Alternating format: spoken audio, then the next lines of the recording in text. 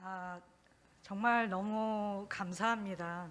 제가 이렇게 예배 전에 와서 이제 목사님 만나 뵙고 이제 얘기 나누면서 이렇게 지난주 주일날 또 이제 서명을 해주시고 그 이야기를 들으면서 이렇게 솔직히 얼굴도 잘 모르고 잘 알지도 못하는 선교사인데 그렇게 기쁜 마음으로 흔쾌하게 서명해 주시고 또 저를 파송 선교사로 받아들여 주신 것에 정말 너무나 깊은 감사를 드리고, 그리고 여러분도 아시다시피 요새는 이제 코로나 상황이고, 이 코로나 상황이 선교사들에게 참 여러 가지 어려움을 주고 있는데, 특히 선교지에서의 어려움도 있지만 이제 국내에서 교회들과의 관계 속에서 교회들이 또 어려운 상황이 되면서 선교의 후원이 끊기기도 하고 또 그런 파송이 취소되기도 하고 그런 여러 가지 상황들을 맞이하고 있는데, 저는 이렇게 이 덕양 중앙교회의 파송 선교사로 받아들여 주셔서 정말 너무너무 감사를 드리고 있습니다. 그리고 저희 이영기 목사님은 제가 정말 진심으로 존경하는 목사님이고, 그리고 이 덕양 중앙교회에 그동안에 있었던 일들을 또 제가 이야기를 들었고, 그래서 이 교회가 얼마나 귀한 교회인지 잘 알고 있는데, 이 교회의 가족이 된 것이 정말 너무나 기쁘고 감사하고, 또 한편으로는 이 덕양중앙교회를 향한 하나님의 뜻이 있으시다고 저는 믿습니다. 이 교회에 하나님께서 또 귀한 선교의 사명을 주시기 위해서 저를 파송 선교사로 맞이하게 하셨고, 또 저를 통해서 그 선교의 지경을 넓혀가는 일을 하나님께서 이 교회를 통해서 하실 거라고 저는 믿고 너무나 감사를 드립니다. 그래서 일단 저를 잘 모르시기 때문에 오늘 이 말씀을 나누면서 일단 저에 대해서 먼저 좀 소개를 하고, 그리고 어떻게 제가 선교사로 나가게 됐는지, 그리고 선교사에서 한 텀을 지내면서 또 어떤 사역들을 했는지, 앞으로는 어떤 또 사역을 하게 되는지 그것들을 간략하게 좀 말씀을 드리려고 합니다. 저는 2009년도에 처음으로 이제 선교지로 발을 내딛었는데요. 제가 러시아로 선교를 나가게 된 데에는 저의 청년 때 그런 스토리가 있는데, 저는 이제 26의 세례를 받고 그때부터 이제 신앙생활을 시작했는데, 그때 처음으로 나가본 외국이 러시아였어요. 그러니까 교회에 가서 이제 신앙생활을 이제 처음 그 뜨거운 신앙을 가지고 신앙생활을 열심히 하던 중에 마침 저희 교회 목사님이 담임 목사님이 러시아 선교지와 연결이 되셔서 그곳에 이제 강의도 나가시고 또 그곳에서 사역도 하시고 그렇게 됐는데, 그래서 저희 청년들이 목사님을 따라서 그 선교지에 단기 선교를 나가면서 이제 그 선교지에 대한 마음을 그 시절에 품게 됐는데, 근데 그때 그 순수한 마음에 그 선교지를 몇 차례 다녀오면서 제가 아직도 기억이 나는데, 그 돌아오는 비행기 안에서 하나님과 약속을 했어요. 하나님, 제가 이곳에 다시 오고 싶습니다. 그런데 다시 올 때는 정말 이 땅에 필요한 사람이 돼서 오고 싶습니다. 그래서 하나님이 저한테 10년이라는 시간을 주시면 그 10년 동안 제가 잘 훈련받고 또 준비돼서 정말 이 땅에 필요한 사람이 돼서 돌아오면 좋겠습니다. 이제 그런 기도를 제가 비행기 안에서 드렸던 기억이 있는데, 그래서 그렇게 하고 한국에 돌아와서 목사님과 의논하고 또 이제 신대원에 진학하게 되고 이제 신학을 이제 공부하게 되고 또 목회를 이제 시작하게 됐는데, 근데 그 기간 동안에 제가 신대원을 졸업하고 또 전도사로 사역하고 목사로 사역하고 하면서 그 하나님과 했던 약속을 잊어버리고 있었어요. 그냥 청년 때 누구나 가질 수 있는 그런 꿈 정도로, 그리고 저에게 주어진 목회를 충실히 하는 게 중요하다고 이제 그런 생각을 하고 있었는데, 참 하나님은 너무나 정확하신 분이셔서 10년이 되는 그때 여러 가지 사건들을 통해서 하나님께서 그 약속을 기억나게 하셨어요. 무엇보다도 저랑 가장 절친했던 친구 목사님이 단기 선교를 나가셨다가 순교하는 일이 있었는데, 그러니까 저희들은 그분이 그 어느 누구보다도 훌륭한 선교사가 될 거라고 이제 믿고 있었는데, 그분이 순교하시는 그런 상황들을 접하면서 정말 깊이 고민하면서 기도할 수밖에 없었고, 하나님이 나도 언제 불러가실지 모르는데, 그렇다면 이 생애 동안에 하나님이 정말 나를 통해서 이루시고자 하시는 일이 무엇인가, 그거를 진지하게 고민하다가 선교의 부르심을 기도 가운데 발견하게 됐습니다. 그때가 제가 40이 넘은 나이였는데, 근데 보니까 하나님하고 약속했던 딱 그 10년이 되는 해였더라고요.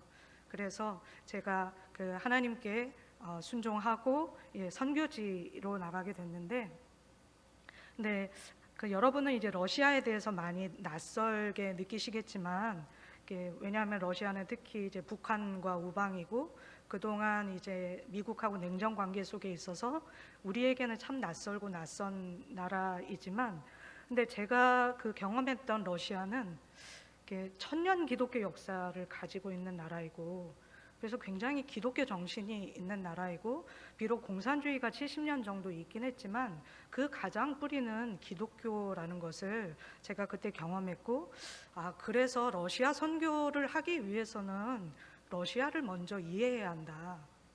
그냥 섣불리 러시아에 선교하러 갔다가는 이미 1000년의 기독교 역사를 가지고 있는 나라인데 이 나라에서 온전하게 선교를 할 수 없을 것 같다. 그래서 그런 것들을 이제 그 당시에 저희 파송교회와 의논하면서 이렇게 러시아에서 러시아를 알아가는 공부를 할 수 있는 기회를 허락받았어요.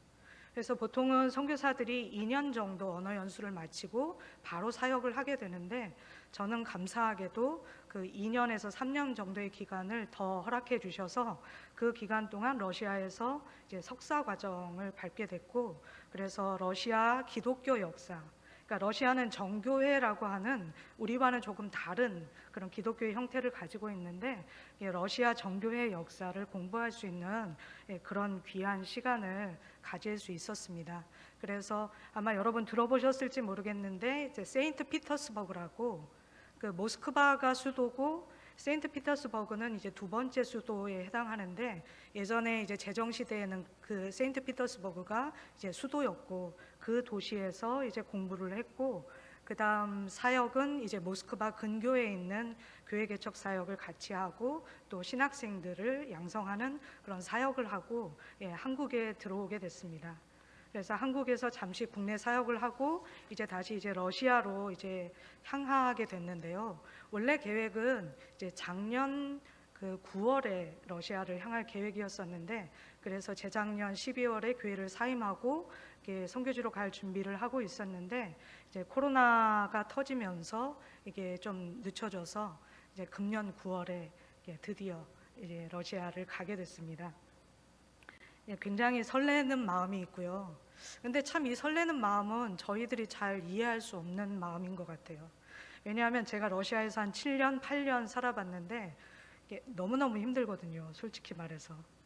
그러니까 자기 나라 땅에서 사는 것도 아니고 남의 나라 가서 또 그 나라 언어를 배우고 그 나라 문화를 익히고 또 그 땅에서 살아간다라고 하는 것이 굉장히 텃세도 강하고, 그리고 특히 러시아는 이제 백인 우월주의가 있기 때문에 저희 같은 이제 유색 인종들이 살아가기 참 어려운 곳인데, 그러니까 그런 어려움을 이미 다 알고 있음에도 불구하고 굉장히 설레는 마음이 있어요. 이제 러시아에 간다라고 생각할 때 그것은 제가 봤을 때 하나님이 주시는 마음이 아니면 설명이 안 되는 마음인 것 같아요. 하나님이 선교사들에게는 특별히 그 땅을 그 사랑하는 마음을 주시기 때문에 그런 설렘을 가질 수 있어서 너무 감사하고, 그리고 제가 그 첫 번째 텀에는 모스크바라든지 피터스버그라든지 이렇게 대도시를 중심으로 생활을 했는데, 이번에는 연해주 지역이라는 곳으로 가서 이제 선교를 하게 됩니다. 그 PPT를 좀 띄워주시면, 아마 여러분 러시아 연해주에 대해서 많이 들어보셨을 거예요. 코로나 전에는 저기 보면 이제 블라디보스톡이라는 곳이 보이는데 저곳으로 이제 관광을 많이 가기도 했었고 TV에도 이제 많이 나오기도 했었고, 그리고 조금 위쪽으로 가면 우수리스크라는 도시가 있는데, 이 우수리스크는 무엇으로 유명한 도시냐면 옛날에 일제시대 때 그 독립운동의 거점으로 이제 굉장히 이제 유명한 곳이고, 그리고 아마 그 스탈린의 강제 이주 정책에 대해서 아마 들어보셨을 거예요.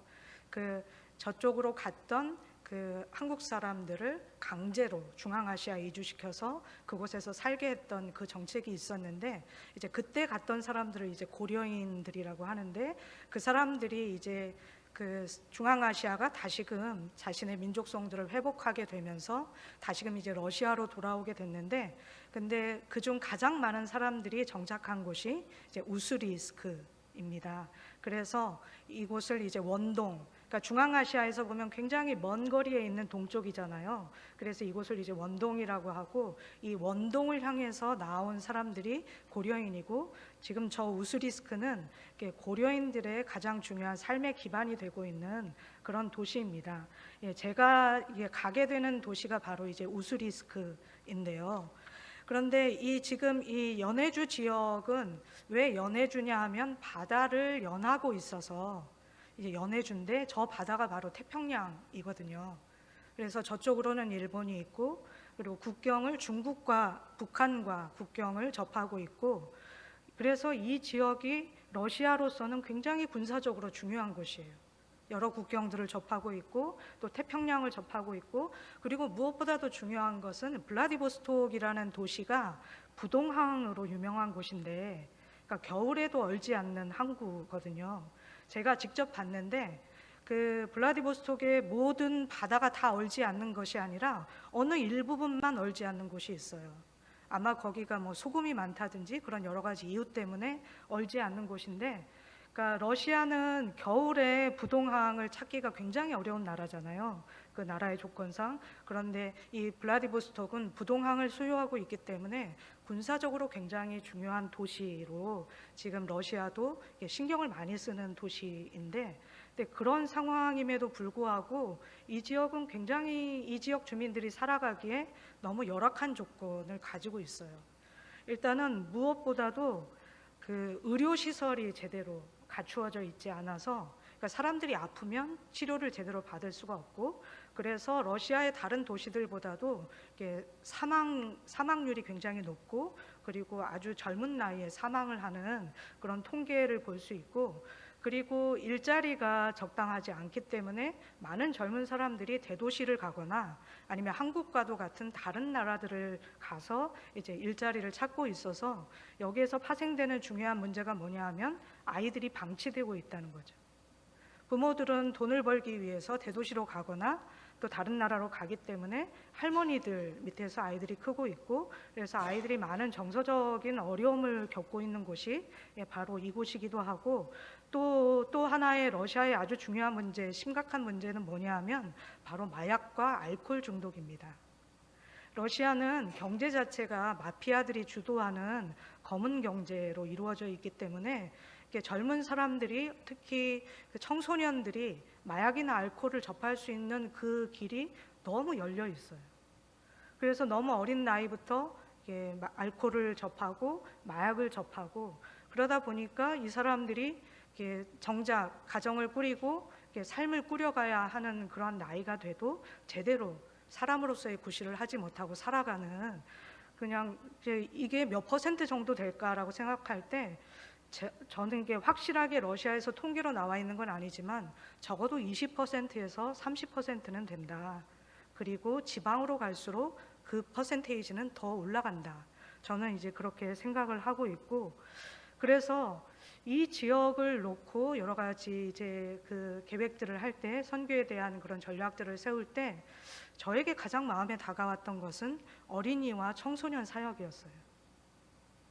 물론 알코올과 마약 중독의 문제라든지 여러 가지 문제들을 해결해 나가는 것도 중요하지만, 이 가운데서 방치되고 있는 어린이들과 청소년들에게 복음을 접할 수 있도록, 그리고 먼저 그들이 정서적으로 돌봄을 받을 수 있도록, 그래서 그 가운데 주님을 만나고 또 이들이 어떠한 교육의 기회들을 갖게 돼서 부모와 같은 그런 중독자의 길이 아니라, 그리고 다른 도시로 떠나는 그러한 길이 아니라 어떤 교육의 기회를 통해서 자립할 수 있고 또 한 사람의 인간으로서 살아갈 수 있는 그런 기회들을 제공하는 것이 이 지역 사역에 있어서 너무나 중요한 일이다라는 이제 그런 생각을 갖게 되었습니다.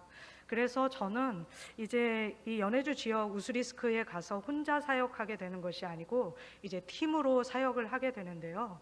그 팀은 이제 교회 개척팀이고, 이 팀이 벌써 지금 개척한 교회들이 지금 보시는 여러 교회들인데, 일단 노보삭진스키 은혜교회 같은 경우에는 그 다음을 보여주시면 PPT, 지금 이 교회는 많이 안정이 돼 있어서 벌써 주일에 1부와 예배, 2부 예배를 드리고 있고, 그리고 또 어린이 예배도 드리고 있고, 또 그리고 여러 성경 공부와 그리고 여러 가지 활동들을 하고 있는, 비교적 안정이 되어 있는 그런 교회입니다. 그래서 그 다음 PPT를 보여주시면, 이것은 사마리아 숨가라고 하는데요. 사마리아의 의미는 여러분들이 잘 아실 테고, 숨가는 러시아어로 이제 가방이라는 뜻인데, 지금 코로나 상황 속에서 이제 굉장히 물질적인 어려움을 겪고 있는 이웃들을 위해서, 그들을 돌보기 위해서 저 가방 하나에 생필품들을 지금 다 후원을 받아서 담고 그것을 나눠주는 사역도 이 교회에서 하고 있습니다. 이 교회는 이미 자립이 되어 있고, 그리고 또 그 현지인 사역자들이 사역을 하고 있고, 선교사들의 도움보다 자립되어 있는 모습을 이제 보여주고 있는데, 또 여기에서 이웃들을 위해서 이러한 그런 선행을 하는 그런 모습까지 이제 보여주고 있습니다. 그 다음에 보면은, 그 다음에 이제 노브로사노프카 은혜교회라는 곳을 이제 소개해드릴 수 있는데요. 지금 연해주 지역에서 가장 북쪽에 있는데, 그 다음 이제 PPT를 보시면 이 교회는 주일날 아직 이제 예배를 드리지 못하고 있고, 이제 매주 화요일날 이제 예배를 드리고 있는데, 이 교회는 아직까지는 이제 현지 사역자들이 세워지지 않아서 이제 자립의 형태는 갖지 못하고 있고, 그리고 교인들이 그 블라디보스톡에 있는 꽃시장에 이제 매해 여름이면 나가서 지금 그 꽃들을 팔고 재배하고 팔고 그렇게 하고 있기 때문에, 그 지금 이제 여기 교회 개척하시는 선교사님들이 직접 이 꽃시장에 가서 예배를 드리기도 하고 이들과 교제하고 그런 시간을 가지고 있습니다. 이 교회는 조금 더 자립이 필요한 그런 상황입니다. 그리고 그 다음 교회를 지금 이 교회 건물을 이제 새롭게 이제 보수하고 있는 사진인데요. 선교사님들과 이게 교회 분들이 서로 힘을 합해서 직접 그 보수 공사를 하고 있는 그런 모습입니다. 그리고 그 다음 사진을 보여주시면, 여기에서 이제 치카로리오프카라는 이제 교회를 이제 소개를 해드리고 싶은데, 이제 그 다음 사진을 보여주시면 이 교회는 아직 가정에서 예배를 드리고 있어요. 근데 이 교회가 참 이제 흥미로운 것은, 이 교회 개척팀이 먼저 가서 개척한 교회가 아니고, 이 교회 성도분이 이 교회 개척팀 선교사님들에게 와서 이렇게 부탁을 했어요. 우리들에게 와서 예배를 좀 드려줬으면 좋겠다. 우리 지역에 교회가 있었는데, 선교사님이 하시는 교회가 있었는데 그 선교사님이 떠나시고 나서 우리에게 예배를 드려주실 목회자가 없다. 그러니까 당신들이 우리들에게 와서 좀 예배를 드려주면 좋겠다. 그리고 정말 이 지역에는 어린아이들이 많고 어린아이들을 위한 교육을 하고 싶은데 와서 그 일도 해줬으면 좋겠다. 이런 부탁을 이 교회 성도분, 지금 이 집을 제공하고 있는 마리아라는 성도분이 그런 부탁을 하셨고, 그래서 그 부탁을 받아들여서 이제 시작된 예배가 이 치카로프카 교회입니다. 아직까지는 이제 굉장히 소수의 사람들이 모이고 있고, 그렇지만 그 지금 사역하시는 선교사님들께 전해드렸을 때 굉장히 열정이 강하다고 해요. 그렇기 때문에 예배를 드려달라고 부탁도 했겠지만 정말 깊은 신앙을 가지고 말씀에 대한 사모함이 있고, 그래서 지금 여기에서 이제 말씀을 연구하고 있는 그런 모습도 볼 수 있고, 또 세례도 받고 있고 성찬식도 받고 있고, 매주 이제 그 예배를 사모하면서, 어떤 분은 굉장히 먼 거리에서도 이 예배를 사모해서 지금 예배 가운데 나오고 있다는 그런 이제 소식을 들었는데, 그 다음 PPT를 보여주시면, 지금 이 선교사님들 중에 어떤 분들이 계시냐면, 은퇴하신 후에 이제 출판사 쪽에 일을 하시다가 은퇴하신 후에 지금 이제 은퇴 선교사로 나가신 그 부부가 계시는데, 이 분들이 이 지역의 저 건물을 보고 하나님께서 마음을 주셨대요. 하나님, 저 건물을 교회로 주시면 좋겠습니다.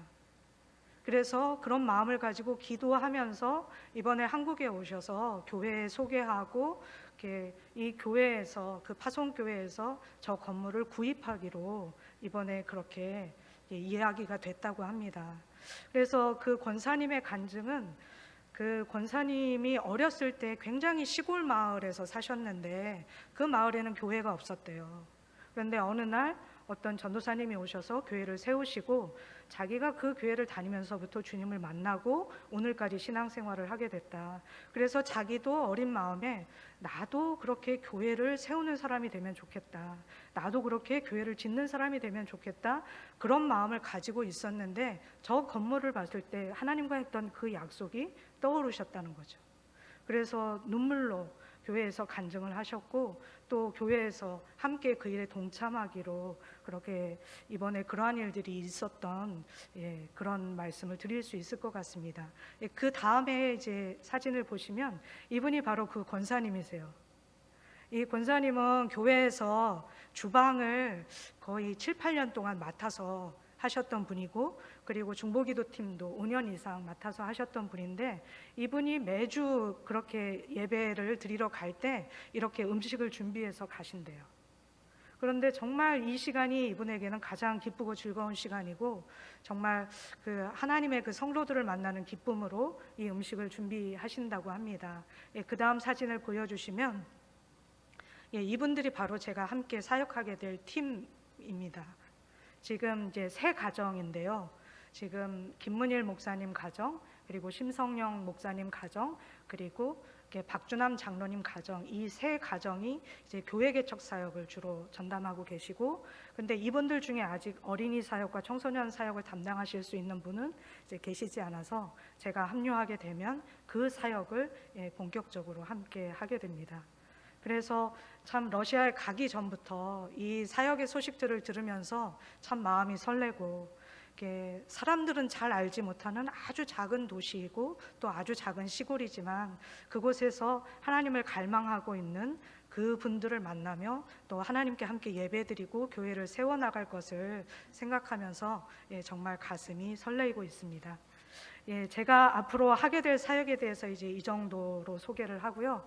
이제 오늘의 말씀을 좀 같이 나누는 시간을 갖도록 하겠습니다.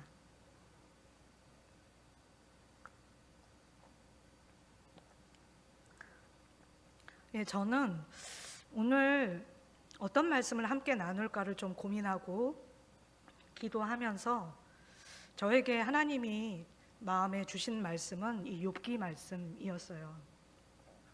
요사이 제가 이제 욥기 말씀을 읽고 있기 때문이기도 했지만 지금 참 우리는 전 세계적으로 정말 유례가 없는 어려운 시기를 이제 지나가고 있잖아요.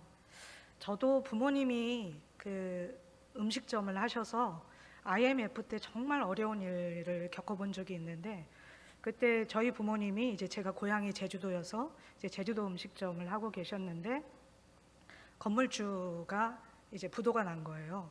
음식점 건물주가.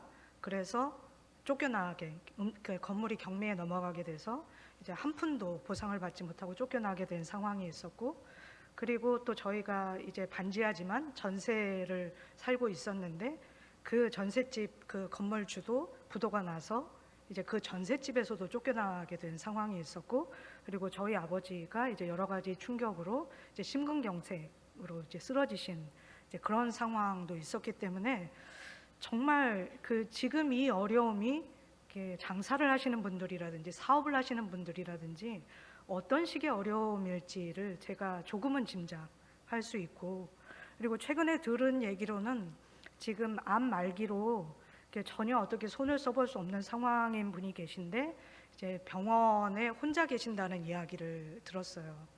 그러니까 가족들이나 친척들도 병문안을 가고 싶지만 코로나 때문에 면회가 금지되어 있고 그래서 그분이 정말 그 고독하게 그 죽음을 앞두고서 그 시간들을 보내고 있다는 소식을 들으면서 정말 마음이 아팠고 제일 마음이 아팠던 건 지금 머리를 전혀 염색을 하지 못하고 계신데요.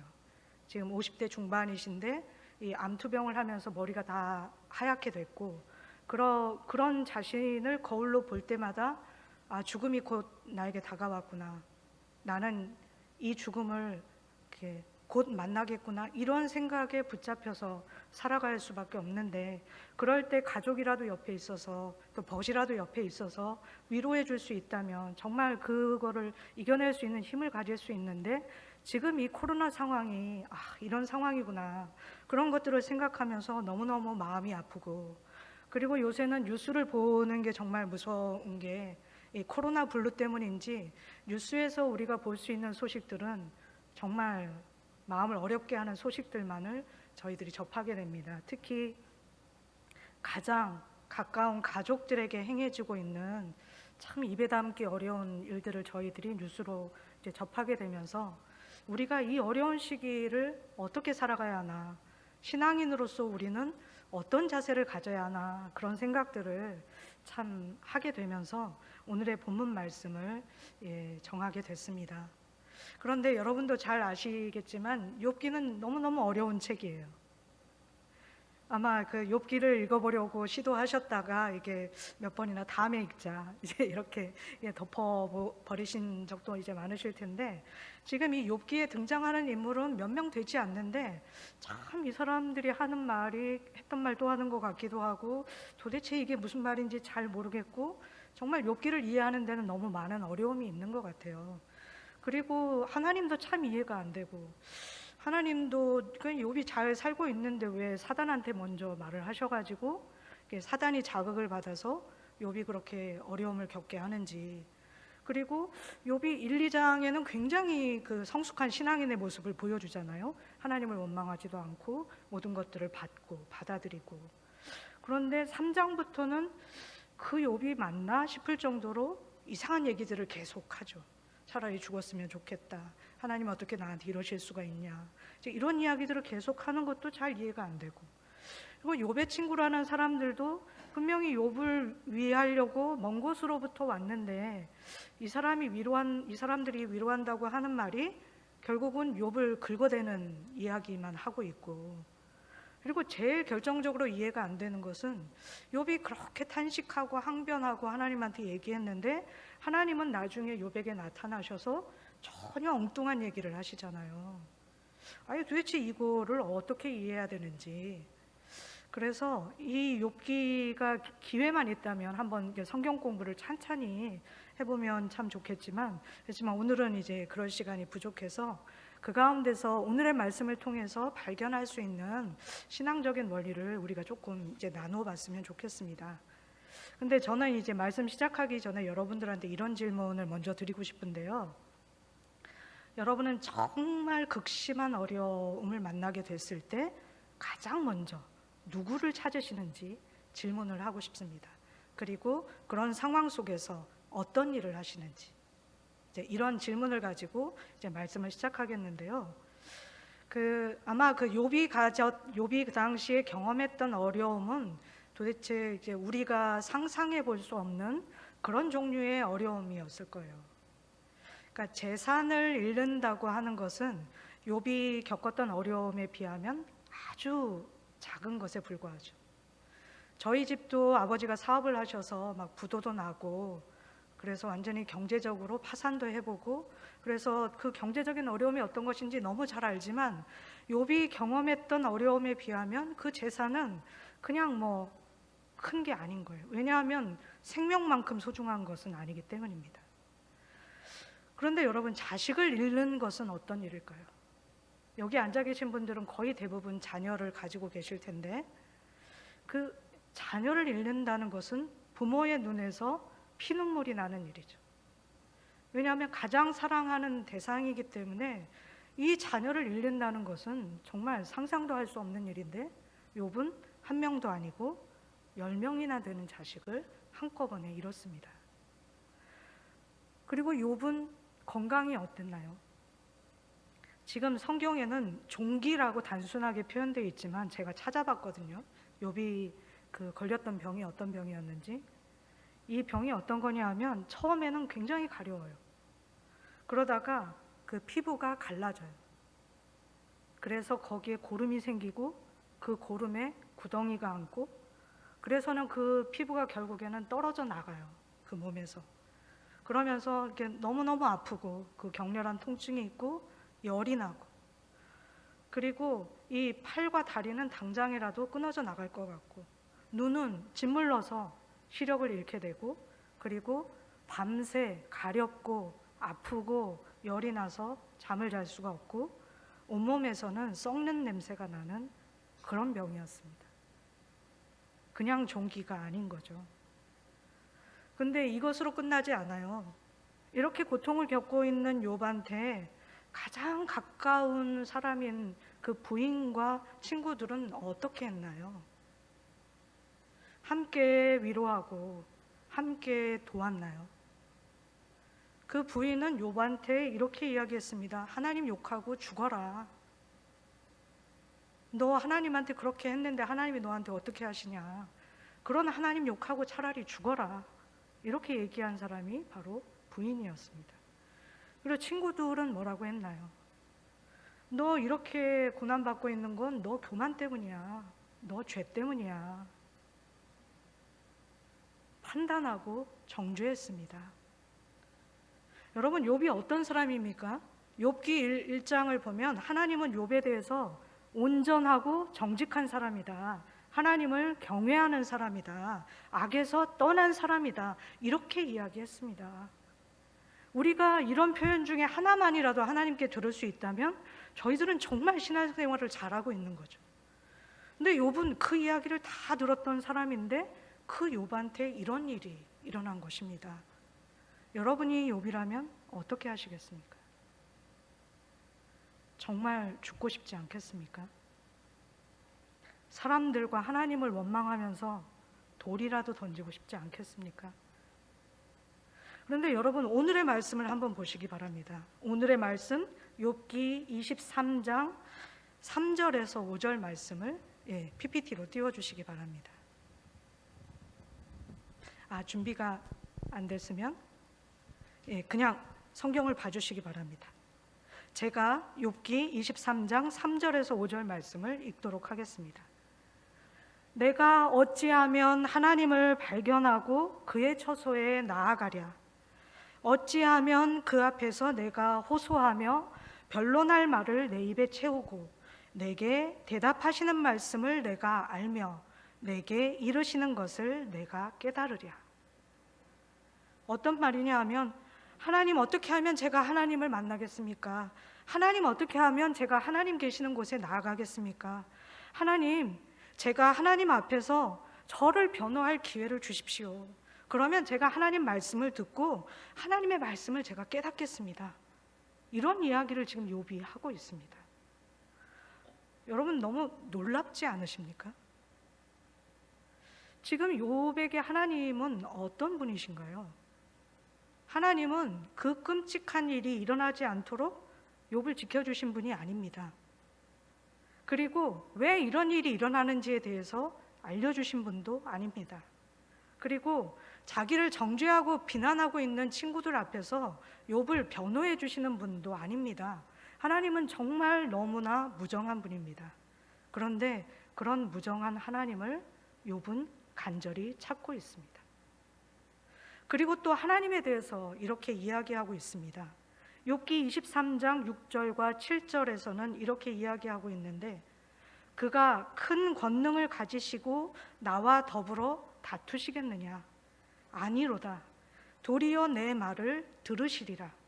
거기서는 정직한 자가 그와 변론할 수 있은즉 내가 심판자에게서 영원히 벗어나리라. 여러분은 욥의 이런 말들이 이해가 되십니까? 하나님은 나와 다투시는 분이 아니다. 하나님은 내 말을 들어주시는 분이다. 그분께 내 억울한 사정을 알릴 수만 있다면 나는 심판에서 벗어날 수 있다. 욥은 이렇게 이야기하고 있는 겁니다. 여러분, 욥은 정말 도대체 속도 없는 사람입니까? 아니면 우리로서는 도저히 따라갈 수 없는 그런 훌륭한 신앙인이기 때문에 그러는 것입니까? 여러분, 그렇지 않습니다. 오늘의 말씀인 욥기 23장 2절을 보면 욥은 자기한테도 반항하는 마음이 있다, 근심이 있다, 이렇게 고백하고 있습니다. 그리고 여러분이 욥기서를 쭉 읽어보시면 아시겠지만 22장까지 욥은 계속해서 자기가 억울하다, 이러한 것을 사람들과 하나님한테 호소하고 있습니다. 나는 도대체 이런 고난을 당할 만큼 난 이렇게 큰 죄를 지은 적이 없다. 하나님은 나한테 너무하신다. 나는 정말 죽는 것 외에는 소망이 없다. 이런 말들을 계속 쏟아내고 있는 것이 바로 욥입니다. 그렇다면 욥은 우리와 똑같은 성정을 가진 사람이고 고난 가운데 원망하는 마음도 있고 근심하는 마음도 있는 사람인데, 그렇다면 우리가 욥에게서 발견할 수 있는 중요한 기도의 원리는 무엇이겠습니까?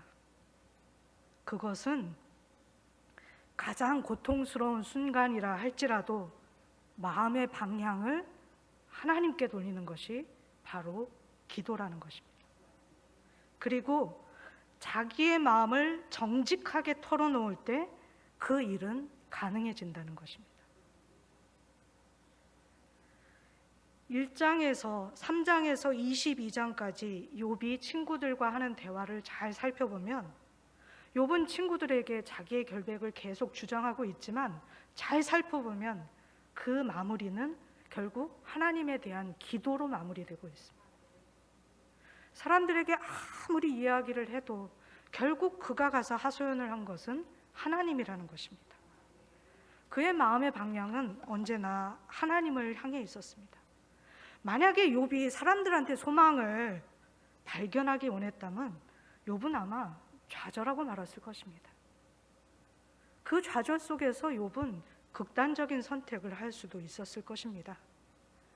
욥도 인간이기 때문에 자기가 만나는 사람들에게 하소연을 할 수도 있지만, 그렇지만 그의 마음의 방향은 언제나 하나님을 향해 있었습니다. 그리고 하나님께 자신의 마음을 정직하게 털어놓았습니다. 그렇기 때문에 욥은 오늘의 말씀처럼 이런 고백을 할 수 있는 것입니다. 여러분, 기도라고 하는 것은 하나님이 들으시기에 흐뭇해 하실 만한 거룩하고 아름다운 이야기를 하는 것이 기도가 아닙니다. 기도에 있어서 가장 중요한 것은 정직함입니다. 특히 우리가 어려운 일을 만날 때 그렇습니다. 이미 어려움을 겪고 있는 것만으로도 충분히 고통스러운데 누구한테도 여러분의 마음을 털어놓을 수 없다면 그것보다 더 큰 고통은 없을 것입니다. 그럴 때 우리는 하나님께 우리의 마음을 정직하게 털어놓아야 합니다. 왜냐하면 욥이 했던 고백처럼 하나님은 고통 가운데 있는 사람들과 다투시는 분이 아니고 그들의 신음소리와 억울함을 들으시는 분이시기 때문입니다. 그 하나님을 신뢰하며 고통 가운데 하나님 앞에 나아가서 정직하게 마음을 털어놓을 수만 있다면 여러분은 이미 기도의 중요한 첫걸음을 내디디신 것입니다. 두 번째로, 고난 가운데 있었던 욥의 기도에서 우리가 배울 수 있는 것은 기도를 포기하지 않는 자세입니다. 오늘의 말씀인 욥기 23장 8절 9절 말씀은 이렇게 전하고 있습니다. 그런데 내가 앞으로 가도 그가 아니 계시고 뒤로 가도 보이지 아니하며 그가 왼쪽에서 일하시나 내가 만날 수 없고 그가 오른쪽으로 돌이키시나 배울 수 없구나.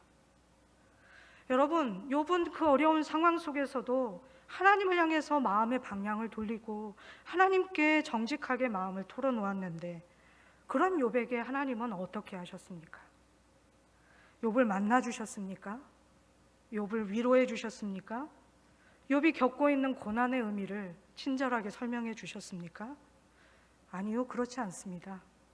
욥은 그렇게 간절하게 만나기를 바랬지만 하나님은 욥에게 나타나지 않으셨습니다. 하나님은 분명히 계시고 하나님이 일하고 계시는 것은 분명히 알 수 있는데 정작 욥은 하나님을 만날 수도 없고 하나님을 볼 수도 없습니다. 하나님을 만나기만 하면 모든 문제가 해결될 수 있을 것만 같은데 그 하나님을 도저히 만날 수가 없습니다. 어떻게 해야 하나님을 만날 수 있을지 알 수가 없습니다. 여러분에게는 이런 적이 없으십니까? 하나님이 침묵하시고 계신 것만 같은 그런 순간을 여러분은 경험해 본 적이 없으십니까?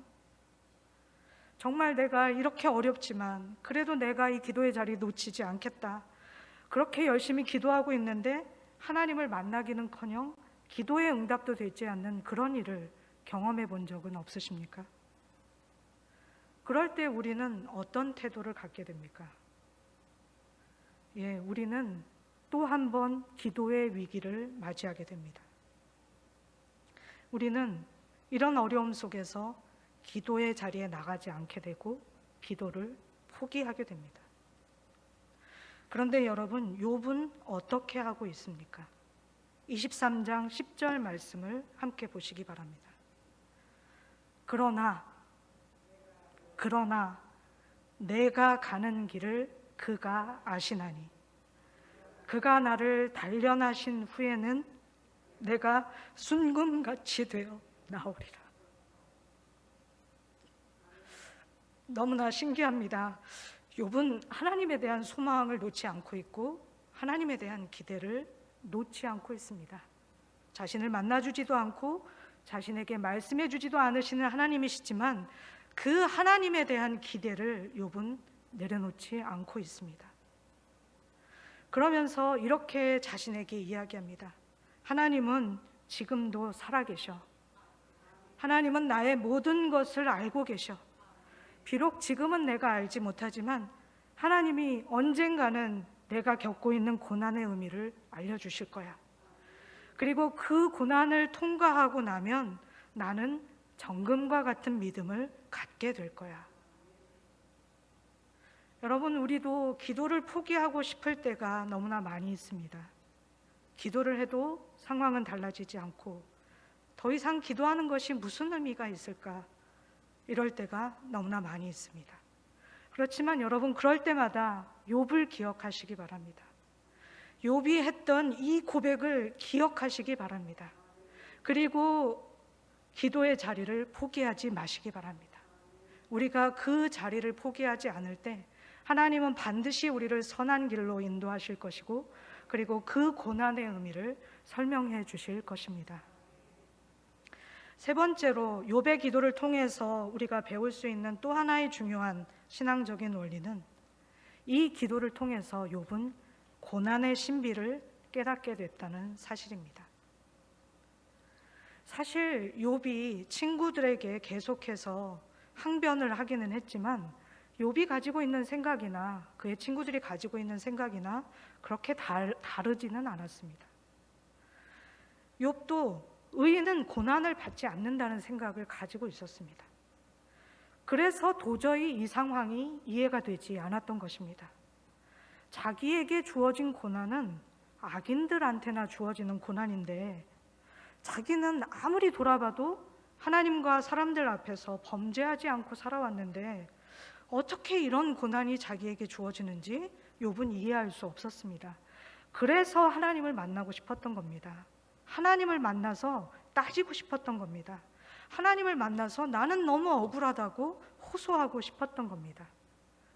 그렇지만 욥이 이 고난 가운데 하나님께 마음의 방향을 돌리고 그 마음 속에 있는 것들을 정직하게 고백하고 하나님을 기대하며 포기하지 않고 기도하는 중에 욥은 고난에 대한 하나님의 깊은 뜻을 깨닫게 되었습니다. 물론 이 최종적인 깨달음은 욥기 42장에 나타나지만 오늘의 말씀에서도 그 가능성을 발견할 수 있습니다. 23장 10절 말씀을 보면 욥은 아주 막연하지만 이 고난을 통해서 내가 변화되겠구나 그런 사실을 감지하고 있습니다. 이 고난은 나를 연단시키는 과정이구나. 이 고난을 통해서 내 안에 있는 불순물들은 사라지고 나는 정금과 같은 믿음을 가진 자로 변화되겠구나. 욥은 기도 가운데 그 사실을 깨닫고 믿음으로 고백하고 있습니다. 여러분, 고난의 신비와 관련해서 저는 이 욥의 이야기를 마무리하면서 이제 한 가지 간증을 하고 싶은데요. 제가 한국에서 청년부 사역을 할 때 그 시절에 만났던 아주 사랑하는 제자가 있었습니다. 제가 있었습니다라고 표현을 하는 이유는 지금은 이 세상에 존재하지 않기 때문입니다. 그 친구는 장애인인 부모에게서 태어난 외동딸이었습니다. 아버지는 다리의 장애를 가지고 계셨고 어머니는 지적 장애를 가지고 계셨습니다. 두 분 다 결혼하기 힘든 분들이셨기 때문에 장애를 가진 분들끼리 결혼해서 아이를 낳았고, 그렇게 해서 태어난 친구가 바로 이 친구입니다. 그런데 이 친구는 감사하게도 아무런 장애도 없었고, 그리고 너무나 훌륭하게 성장했고, 그리고 또 교사가 됐고, 그리고 신앙생활도 열심히 해서 목사님 사모까지 됐습니다.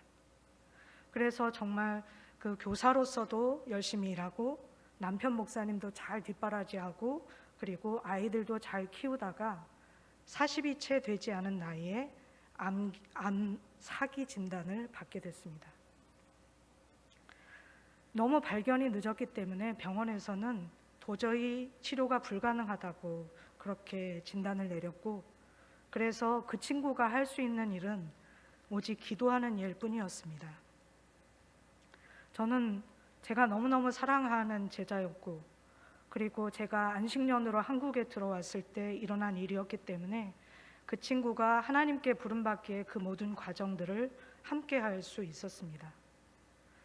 그 친구가 얼마나 신실하게 주님을 의지했는지, 그리고 마지막까지 어떻게 기도했는지 저는 그 모든 과정을 지켜봤습니다. 저희들은 그 친구를 살려달라고 하나님께 간절히 매달렸습니다. 제가 한 번은 그런 기도를 했던 기억이 나는데, 야고보서 말씀에 의인의 간구는 역사하는 힘이 많다는 그 말씀을 붙들고, 하나님, 제가 의인이 아니기 때문에 저의 기도가 참 그 역사하는 힘이 없습니까? 하나님, 저의 모든 죄를 회개합니다. 하나님, 제가 의인이 되게 해주셔서 그 친구를 살려주시기 바랍니다. 그런 기도를 했던 기억도 있습니다. 정말 그 친구를 살려달라고 저희들은 간절히 매달렸지만 하나님은 저희들의 기도에 응답하지 않으셨고, 그 친구를 하나님께로 데려가는 그 길을 선택하셨습니다. 그렇지만 그 기간 동안 저는 철저하게 말씀을 붙들고 매달렸는데, 그 말씀을 통해서 하나님께서 그 친구를 부르시는 그날, 그 친구의 죽음의 의미를 저에게 알려주셨습니다. 하나님은 그 친구를 향유를 예수님의 발에 부은 마리아와 같은 사람이라고 이야기해 주셨습니다. 사람들이 볼 때는 너무나 낭비인 것 같은 그러한 죽음이지만, 하나님께는, 우리 주님께는 너무나 소중한 그러한 낭비라는 말씀을 해주셨고, 그 친구는 자신의 가장 소중한 것을 주님께 드린 사람이라고 말씀해 주셨습니다.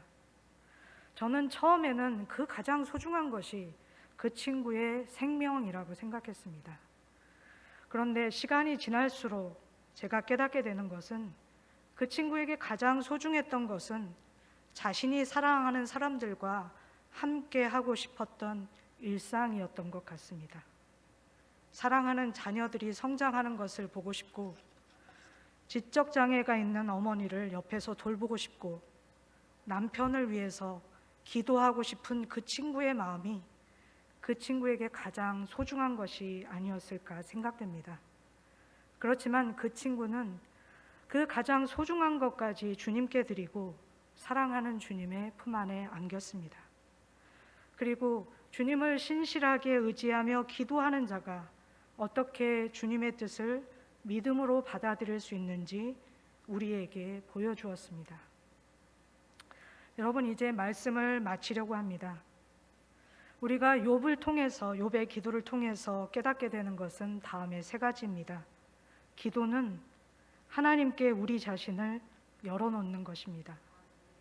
기도는 하나님의 선하심을 신뢰하며 기대하는 것입니다. 기도는 나의 뜻이 아니라 하나님의 뜻을 받아들이는 것입니다.